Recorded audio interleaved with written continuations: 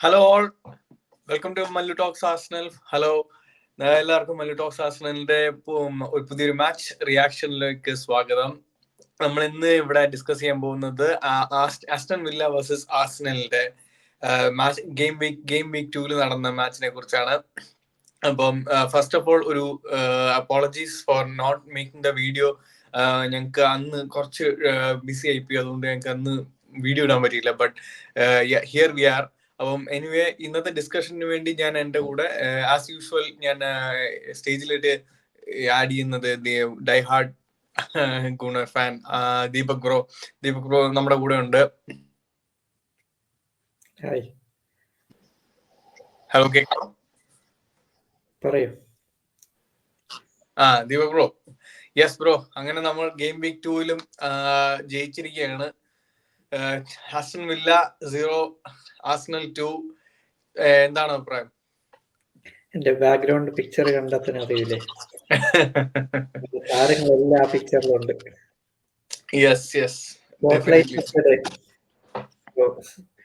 റൊസാഡ്, Saliba, പാട്ടെ main സ്പോട്ട്ലൈറ്റ്സ് ആയിരുന്നു അന്നത്തെ. So I am very happy. 2-0. ഞാൻ കഴിഞ്ഞ വീഡിയോയിൽ പറഞ്ഞ പോലെ റിവെഞ്ച് കംപ്ലീഷൻ പാർട്ട് 1 കംപ്ലീറ്റ് ആയിട്ടുണ്ട്.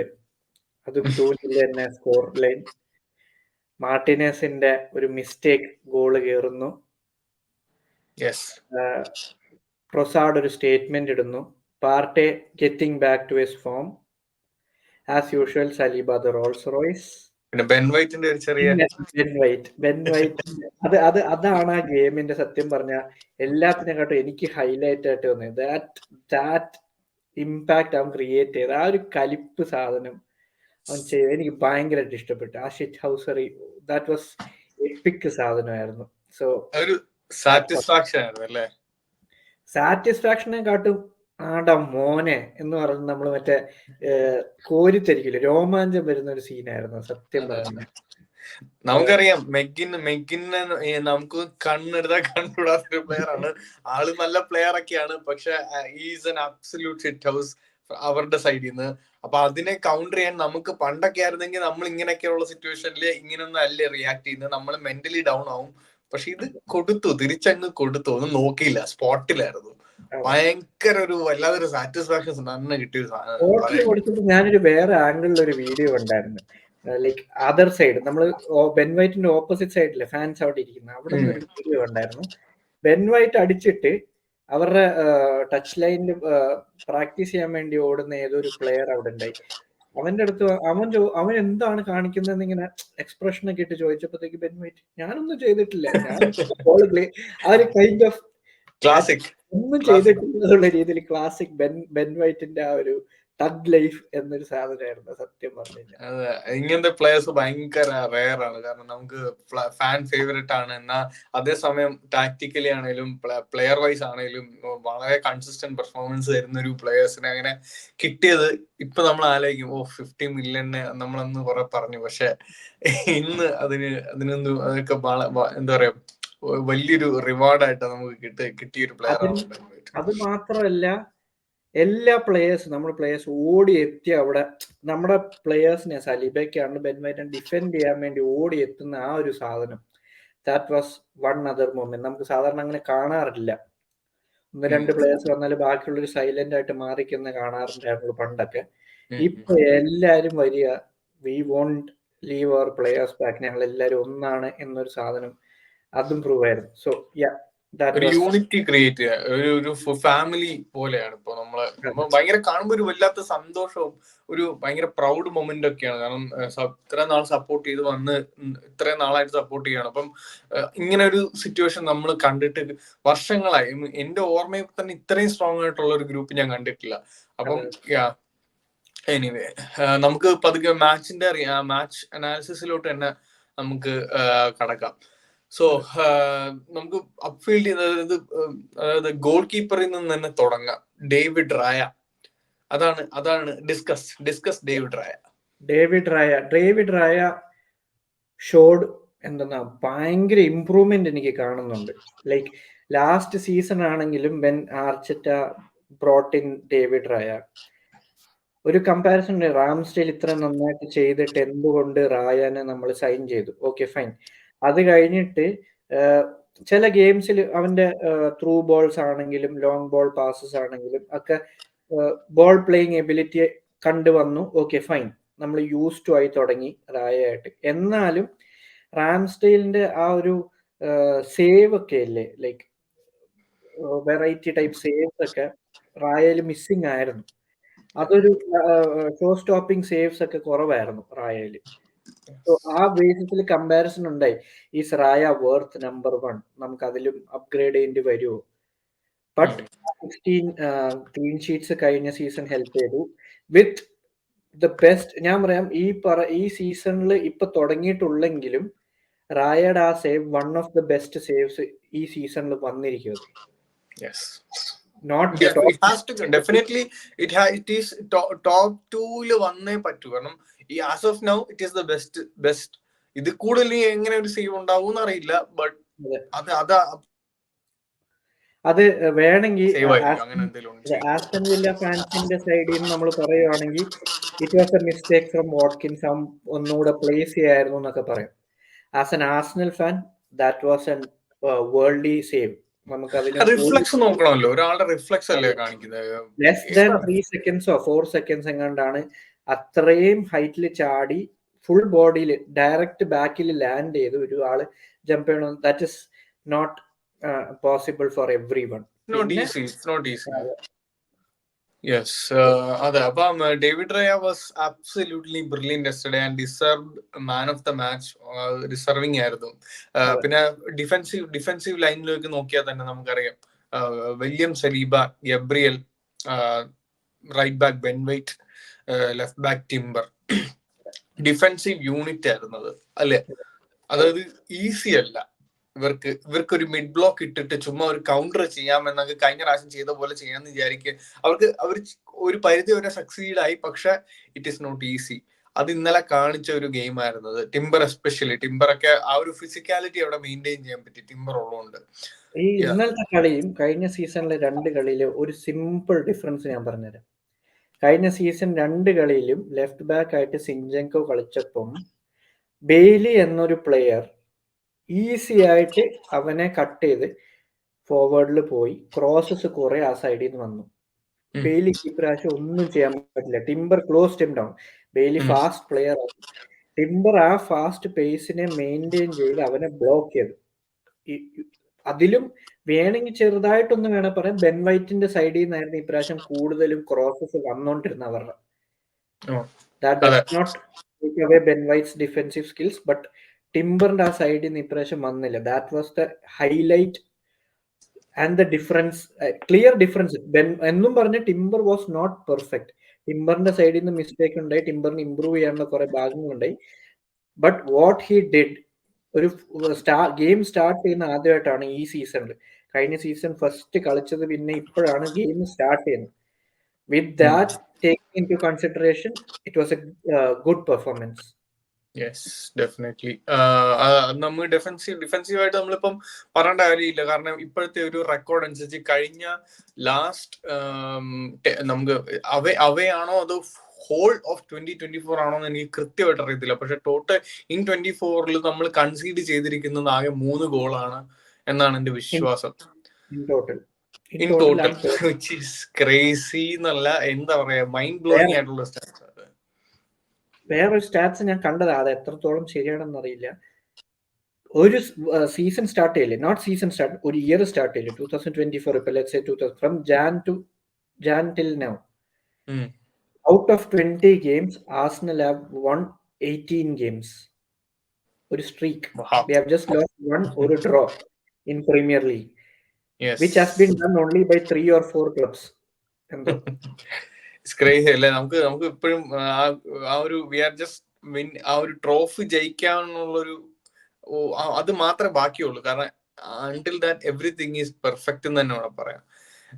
ഓക്കെ, എനിവേ നമുക്ക് ഡിഫൻസിൽ നിന്ന് മിഡ്ഫീൽഡിലോട്ട് വരാം. Midfield Partey before the midfield, hats off to Saliba. ആ ഒരു ഡിഫെൻസീവ് ആക്ട്, ആ ഒരു മൊമെന്റിൽ ചെയ്ത സാധനം, വി വർ 2-0. ആ ഒരു സമയത്ത് ആ ഗോൾ വീണെങ്കിലും 2-1 വി വുഡ് ഹാവ് വൺ. പക്ഷേ we need a clean sheet for us and for David Raya and for our defence. ആ ഒരു വിഗർ കാണിച്ച് ആ സെലിബ്രേഷൻ കണ്ടു കഴിഞ്ഞാൽ നമ്മളൊരു ഗോൾ അടിച്ച പോലെയായിരുന്നു ആ സെലിബ്രേഷൻ. പക്ഷെ സിറ്റി ഫാൻസ് ഒക്കെ പറയുന്ന സിറ്റി ഫാൻസിന്റെ ട്വീറ്റ് ഒക്കെ കണ്ടത്, അതായത് ആർസണൽ എങ്ങനെയാണ് ഇപ്പോഴേ കപ്പടിക്കാൻ പോകുന്നത്, കാരണം അവരിപ്പോഴേ ഗെയിം വീക്ക് 2 ഇത്ര ഇമോഷണൽ ആയിട്ടാണ് കളിക്കുന്നത്, so I don't think they will win the cup എന്നൊക്കെ അവർ പറയുന്നത്. But it's up to them. അങ്ങനെ ആയിരുന്നെങ്കിൽ ഇപ്സ്വിച്ച് ആയിട്ട് ഫസ്റ്റ് ഗോൾ അടിച്ചപ്പോ ഹാലൻഡിന്റെ സെലിബ്രേഷൻ കണ്ട വേറെ സെലിബ്രേഷൻ പോലീസ് ഭയങ്കര ഇപ്സ്വിച്ച് ആണ്. എത്രയോ വർഷങ്ങൾക്ക് ഭയങ്കര സെലിബ്രേഷൻ. എനിത്തിങ് അഗൈൻസ്റ്റ് ആർസണൽ അത് കുഴപ്പമില്ല. അതെപ്പോഴും അങ്ങനെയാണല്ലോ, ബിഗ് ഡോഗ്സ് ഓൾവേസ് അല്ലെ, ബിഗ് മൗസ് എന്ന് പറയുന്ന പോലെ. Anyway we are almost the big dogs now. So ഇപ്പൊ അത് നമ്മള് ഇപ്പൊ അതിനെ കുറിച്ച് കൂടുതൽ നമ്മൾ പറയുന്നില്ല, കാരണം that's a different topic conversation. Okay, മിഡ്ഫീൽഡിലോട്ട് തന്നെ പോവാൻ നമുക്ക്. റൈസ്, പാർട്ടെ, ഓഡെഗാർഡ്. മിഡ്ഫീൽഡിന്റെ കാര്യം ഞാൻ പറയുമ്പോൾ എനിക്ക് എടുത്തു പറയേണ്ട ഒരു കാര്യം എന്ന് പറയുന്നത്, ആസ്റ്റൺ വില്ലയിലെ ഒരു midfielder or attacker, he played in midfield or അറ്റാക്കിലാണെന്ന് ഞാൻ കണ്ടത്, പക്ഷെ മെയിൻലി പക്ഷെ മിഡിൽ നല്ലോണം കളിച്ചു. Which is Morgan Rogers. Unbelievable, ഒരു രക്ഷയില്ലാത്തൊരു കളിയായിരുന്നു പുള്ളിയുടെ ഇന്നലെ. എനിക്ക് അത് അപ്രീഷിയേറ്റ് ചെയ്ത് നമ്മളൊരു മെൻഷൻ ചെയ്യേണ്ടതാണ്. Over the entire game he was the best player. Yes, definitely. കാരണം ആ ഒരു അത്രയും ടഫ് മിഡ്ഫീൽഡാണ്. റൈസും പാർട്ടി ഉള്ള ഒരു ഫിസിക്കാലിറ്റി ഉള്ള ഒരു മിഡ്ഫീൽഡിനെ ഈസി ആയിട്ട് ബൈപ്പാസ് ചെയ്ത പല മൊമെന്റ്സും ഉണ്ടായിരുന്നു. സോ അതില് hats off to Rogers for his performance. മിഡിൽസ്ബ്രോയിന്ന് 8 million ആണ് ആസ്റ്റൺ വില്ല വാങ്ങിച്ചത്, which seems to be like a fantastic business. അതുകൊണ്ട് anyway hats off to him. But പോകുമ്പോ മിഡ്ഫീൽഡിനെ കുറിച്ച് എന്താ തോന്നി ബ്രോ? 3 പേര് ഉണ്ടായിരുന്നു. How did you feel? It was like ഒരു ആവറേജോ എബോ ആവറേജോ, like compare to the first game ഒരു നല്ല ഇംപ്രൂവ്മെന്റ് ഉണ്ടായി. Odegaard was great, other than the miss. The third goal should have, അത് ക്ലിനിക്കൽ ഫിനിഷ് ചെയ്യായിരുന്നു. But it's fine, second game അല്ലേ. But അല്ലാണ്ട് Odegaard was fine. Through balls as usual through balls ഉണ്ടായി. എല്ലാം pressing ആണെങ്കിലും he was the one who initiated everything. Defensive ഇറങ്ങുവാണെങ്കിലും ball control ചെയ്ത് pass കൊടുക്കുവാണെങ്കിലും മിഡ്ഫീൽഡ് കൺട്രോൾ ചെയ്യുന്നുണ്ട് ഓഡെഗാർഡ്. സോ ഓഡെഗാർഡിന്റെ അടുത്ത് no complaints other than that shot attempt, like that's fine. Partey has improved from Wolves game, considering the goal. It was nice.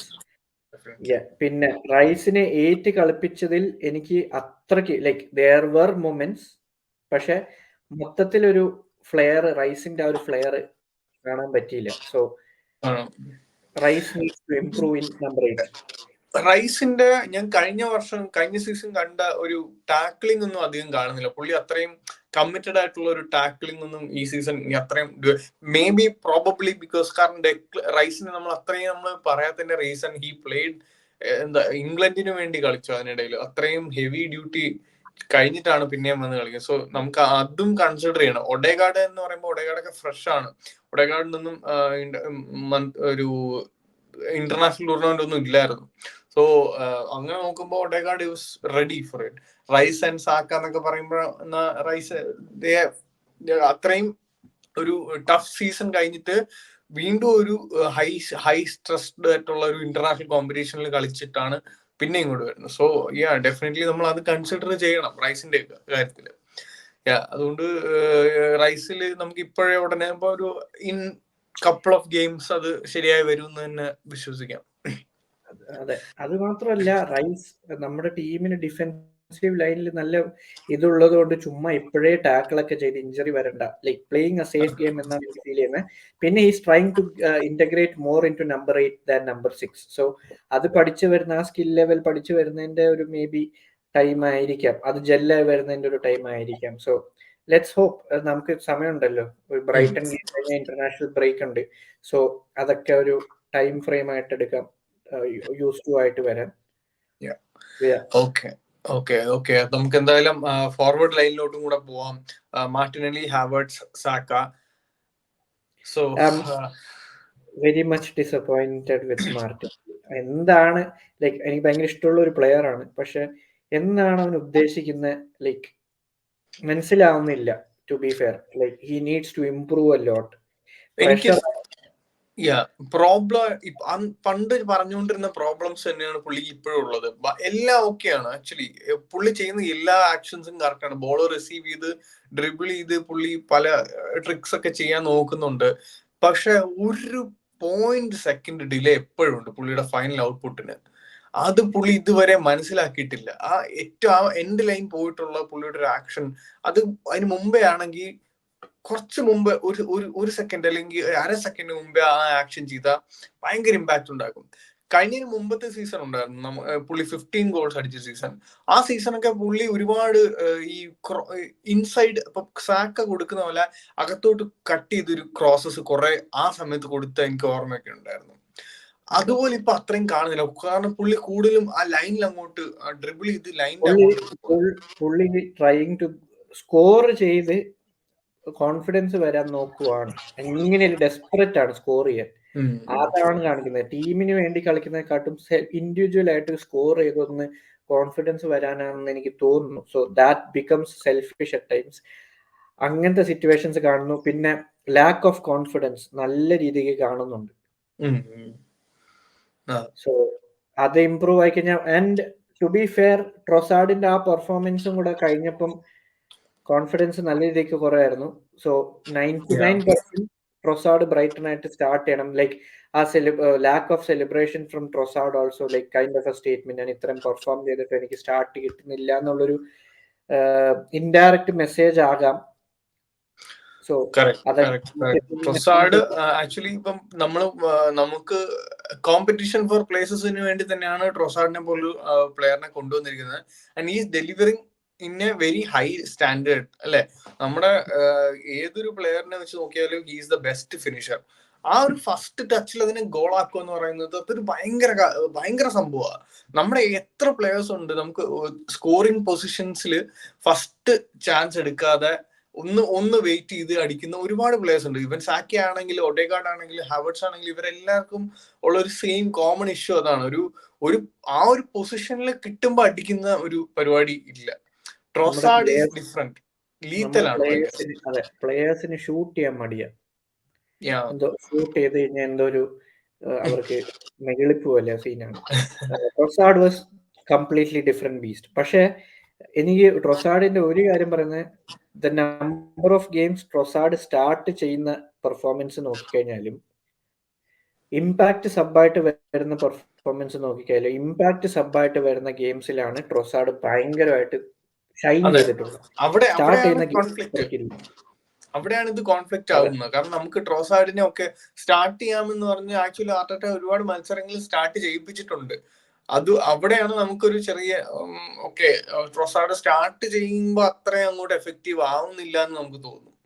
അപ്പൊ അങ്ങനെ ഒരു situation വരുന്നുണ്ട്. അപ്പൊ നമുക്ക് ആർട്ടറ്റ നമുക്ക് ആസ് എ മാനേജർ ആർട്ടറ്റയുടെ ജോലി ഭയങ്കര ടഫാക്കി ആസ് ഓഫ് നൗ. നൺദലെസ് ഇപ്പൊ നമുക്ക് പറയാം, ഇപ്പൊ as of now Trossard start ചെയ്യണം. അത് തന്നെയാണ് എനിക്കും പേഴ്സണലി തോന്നിയൊരു കേസാണ്. അപ്പൊ മാർട്ടിനെല്ലിക്ക് ആ ഒരു കോൺഫിഡൻസ് റീഗെയിൻ ചെയ്യാൻ ഏറ്റവും ബെസ്റ്റ് ഓപ്ഷൻ ആണ് ഈ ഇമ്പാക്ട് സബായിട്ട് വന്ന് സ്കോർ ചെയ്യുക.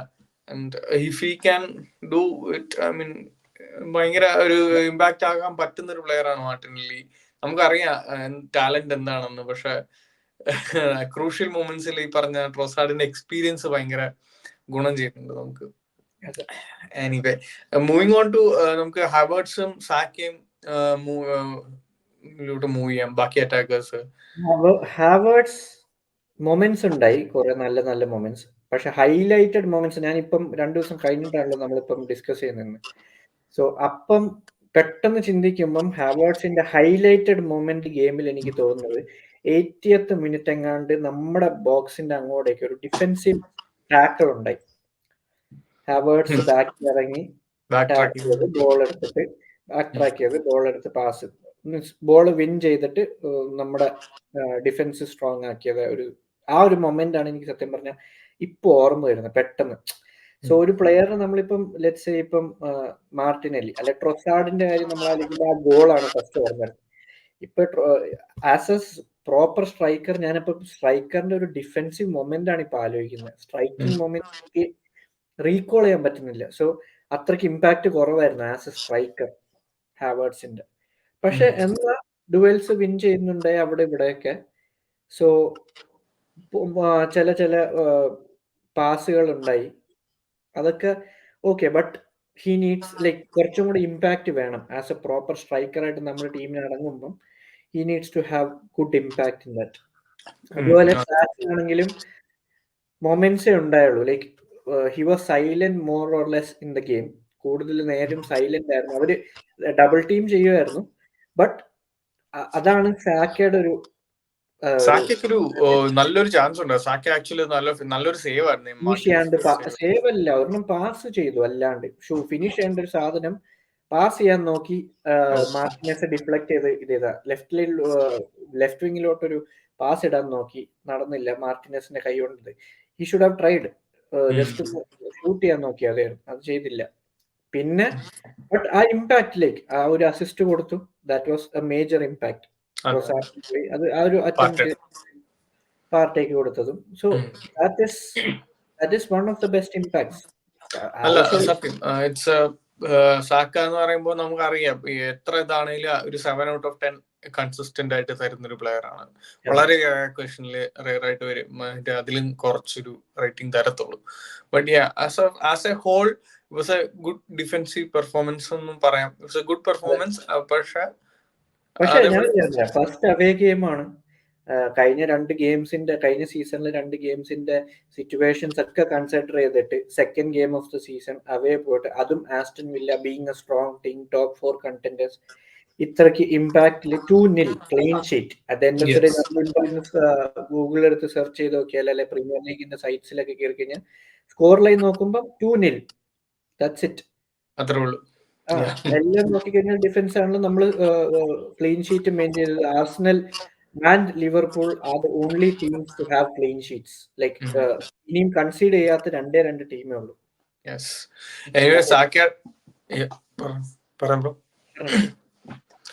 സാക്കയുടെ കാര്യം പറഞ്ഞപ്പോഴാണ്, സാക്കയുടെ ഇത് 100 വിൻസ് കഴിഞ്ഞു പ്രീമിയർ ലീഗില്.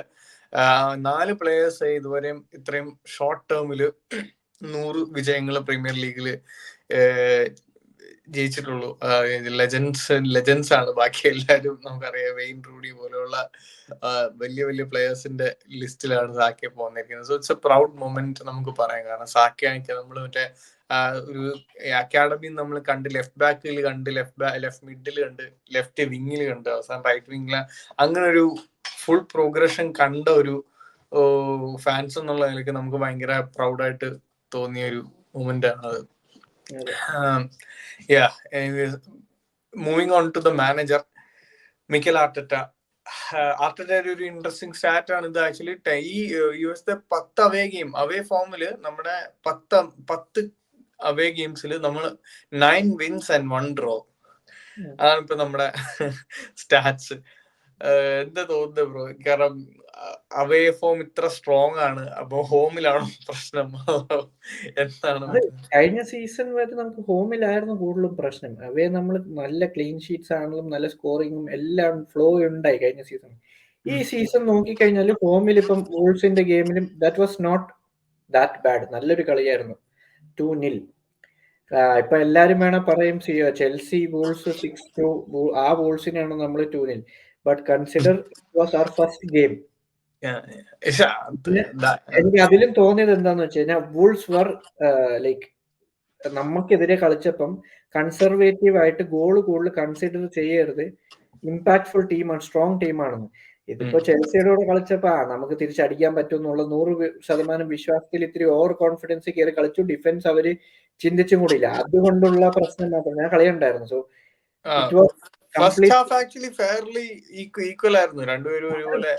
അതന്നെ, രണ്ടുപേരും അറ്റാക്ക് ഫോക്കസ്ഡ് ആയിരുന്നു. ഡിഫൻസ് രണ്ടുപേരുടെയും വീക്ക് ആയിരുന്നു. പിന്നെ ക്വാളിറ്റി അറ്റാക്കിൽ വരുമ്പോൾ ക്വാളിറ്റി കുറച്ചുകൂടെ ഡെഫിനറ്റ്ലി ചെൽസിക്ക് ഉണ്ട്. സോ അത് നമ്മള് അത് എന്തെങ്കിലും ആവട്ടെ, നമുക്കത് ഇപ്പൊ ഡിസ്കസ് ചെയ്യേണ്ട കാര്യമില്ല.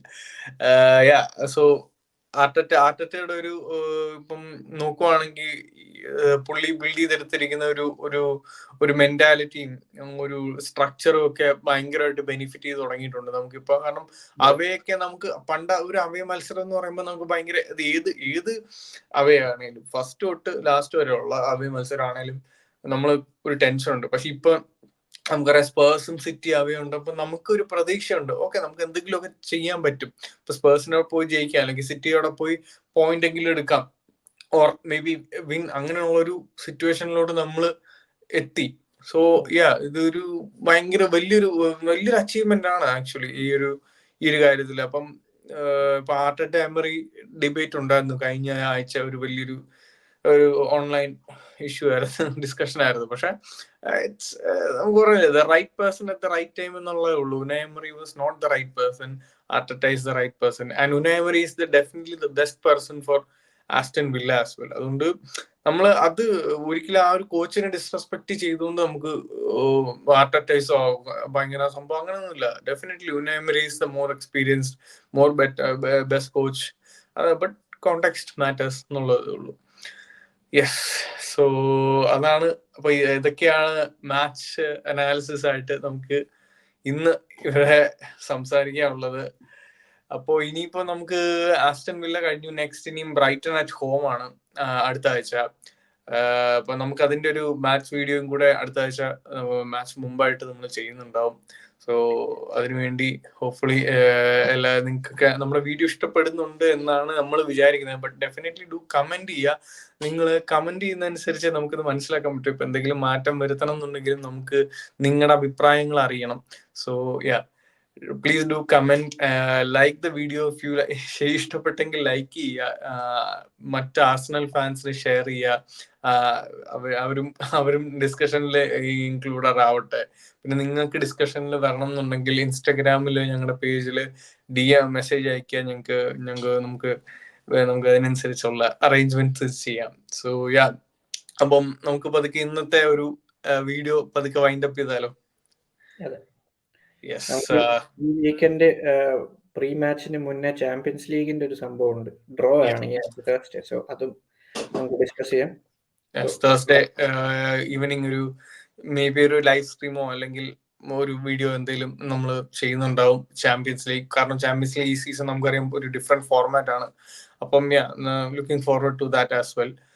Anyway, so thank you so much, Deepak bro. Thank you so much for joining, and we'll see you all next week before Brighton. Thank you for watching, guys. Please do, if you subscribe ചെയ്തില്ലെങ്കിൽ തീർച്ചയായിട്ടും subscribe ചെയ്യുക channel. ഞങ്ങളുടെ പുതിയ videos notifications നിങ്ങൾക്ക് കിട്ടുന്നതായിരിക്കും. Thank you so much. Okay, have a good day. Come on you guys.